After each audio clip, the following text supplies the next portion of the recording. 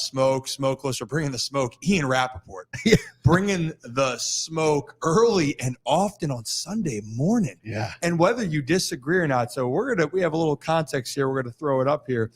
But Caleb Williams and USC lost another game to UCLA, big game. Mm-hmm. And it was reported that Caleb Williams has elected not to speak to the media after the loss. And Ian held nothing back, just Ian from the rafters. Yeah. Joe Burrow learned his season was over, understood his responsibility, and went out and held a news conference. The job of a quarterback and face of the franchise. Yeah, and actually, I also wanted to kind of share some comments that Mike Golic had on this. I want to get you guys' thoughts on the other side as well, because I thought they were interesting. I have some things that I agree with and some things I don't quite agree with. Let's listen, take a listen. Ed, where are you on this idea of the criticisms of Caleb Williams' character starting to come into play because he didn't go to a press conference after this game? I mean, it doesn't shock me at all. This is what happens now.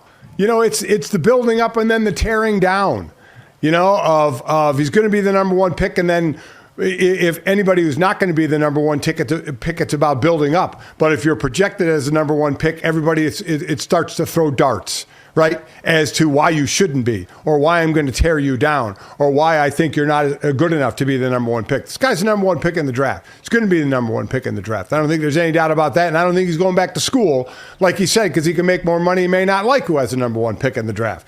He's going to be called. His name's going to be called. He's going to be picked first, and he'll go to some team. Does he have a little bit of a different attitude? Yes. Is he the first quarterback or player to have that? No.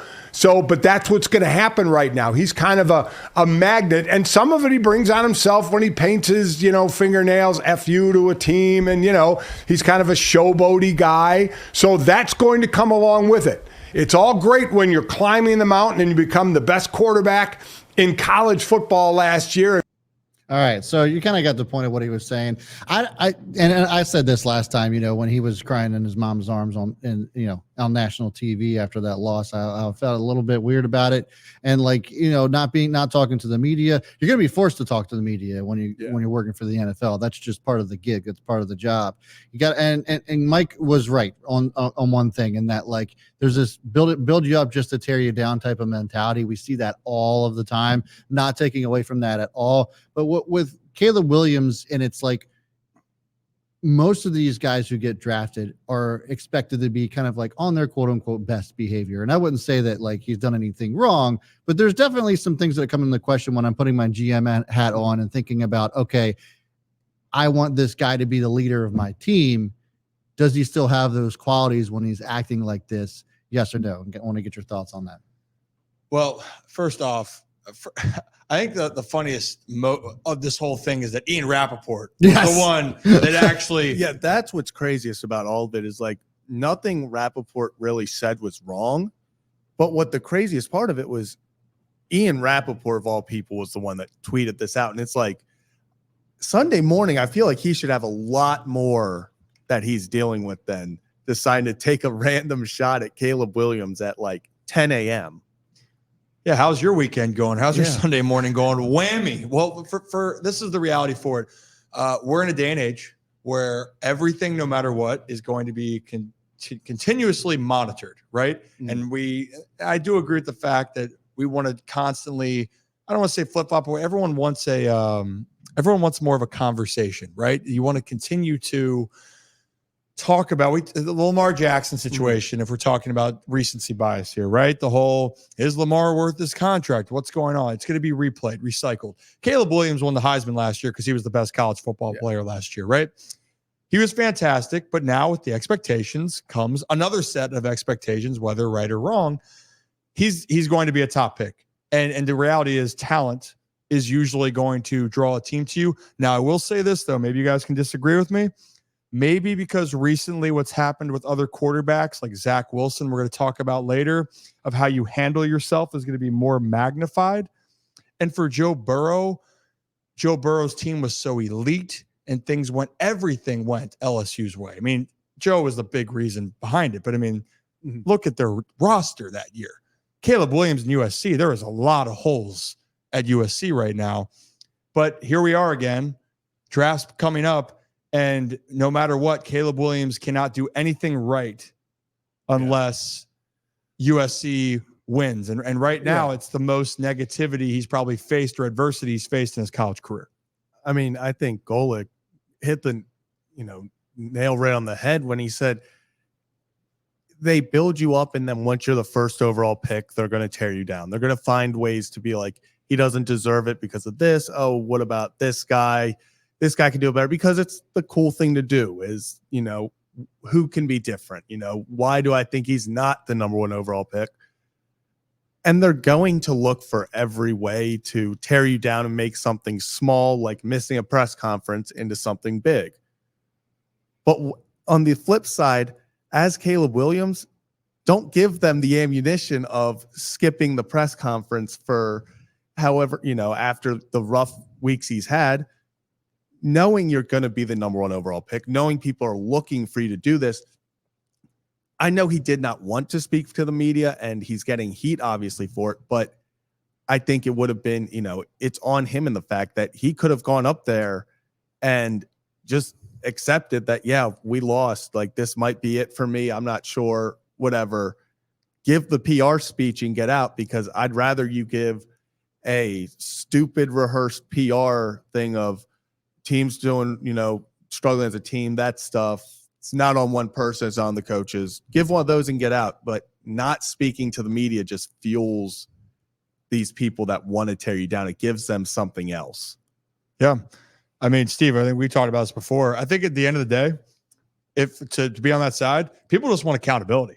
To be like, hey, if I sucked and I was terrible and or we didn't play well, I think people just want to say it. I mean, we've been around the locker rooms. People respect that. There's a lot of that PR speak that the media knows what they're getting. They don't really make a big deal of the normal, hey, we played hard, didn't go our way. I made a few mistakes. Obviously we got to go into practice and get better next week. It's like, that's boring. And the media can't do anything with that. He's not maybe playing as well as he wants to play. The team's not maybe playing as well as they want to play. But you have to go in and do everything you can to not allow them to write anything else about you other than he's accountable. He goes and does everything he can for the team. He doesn't make a big, commotion in between weeks to, basically distract the team. That's all you need to do. Oh, it's like Belichick, right? Like, we know what he's going to say when he gets up there, but he still has to go up there to show face, to take responsibility, whatever. Because at least then, to your point, Zach, they can't say anything about like, oh, well, you didn't show up and what have you. I mean, just personally, I didn't even know USC lost. The only reason I knew that USC had already played and lost was because I got all these notifications of reporters putting out Caleb Williams refuses to speak or denies to speak to the media after loss. Right. So if he would just spoke to the media, it probably wouldn't have even been a story. A lot of people probably, I would have looked at the score, been like, oh, wow, USC lost again, and would have never thought of it again. But because now it's this big story, it's, well, is he a leader? Does he take accountability? He turned it into a bigger deal than it had to be. They could have just lost, give your PR talk, tell, you're still proud of the boys for fighting throughout the whole year, stuff like that, even when we don't have much to play for. But it does feel weird, like you're just giving them more fuel. I feel like sometimes I feel like if you're an NFL GM, you kind of want to see how they do when they fail. Yeah. Like, you're going to most likely go to a team that's not going to do well in their first 1 or 2 years. I mean, that's exactly my point. That's exactly my point. They want to see you fail. How do you handle failure? How do you handle not doing as well as a team that you want to do? Most of the time, the teams that don't do well, who maybe have a bad defense or whatever it ends up being, the quarterback has great stats. Yeah. It's like, that's not all. Like, he has great stats most of the time, like, in their losses. Like, they're not doing well overall as a team. How do you handle that? He's not, I don't think, doing a great job at kind of keeping things calm and making people want to draft him.